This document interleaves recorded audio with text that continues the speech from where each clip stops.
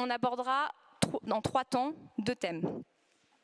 Le premier thème qui va être consacré à l'industrie et l'économie circulaire. La crise nous a montré qu'il fallait inventer de nouveaux modèles, qu'il fallait que les industriels se renouvellent, prennent en compte l'enjeu de la transition écologique. Et donc pour cela, nous aurons cette table ronde qui sera animée par Grégory Richat, associé d'OPO, qui vous présentera ses intervenants d'ici peu de temps. Le deuxième sujet, ça va être industrie et pollution. Je sais que ça peut paraître un peu contre-intuitif, mais on a choisi ce thème parce que la région Auvergne-Rhône-Alpes, il y a 3 grandes vallées que vous connaissez tous, et pour certaines qui sont critiquées parce que sujet de pollution des terres, de l'air ou de l'eau.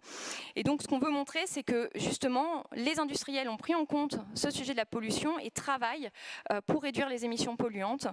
Et on aura aussi une très jolie table ronde que j'aurai l'immense plaisir de modérer à 15h30. Enfin, le troisième temps, et qui est un temps qui me tient beaucoup à cœur, c'est un temps où on va entendre différentes entreprises nous parler de pourquoi elles sont restées en France.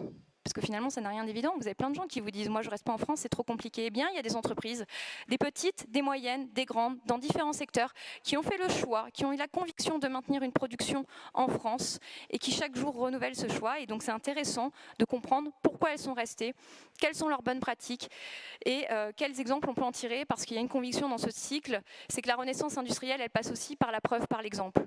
C'est parce que des gens l'ont fait qu'on va créer des brèches et qu'on va montrer que d'autres peuvent le faire et qu'on va amplifier ce mouvement en faveur de notre renaissance industrielle, et que les industriels et tout l'écosystème vont nous permettre de relever pour moi, le plus important défi de ce XXIe siècle, c'est la lutte contre le réchauffement climatique et faire en sorte qu'en 2050, on puisse encore respirer sur cette planète.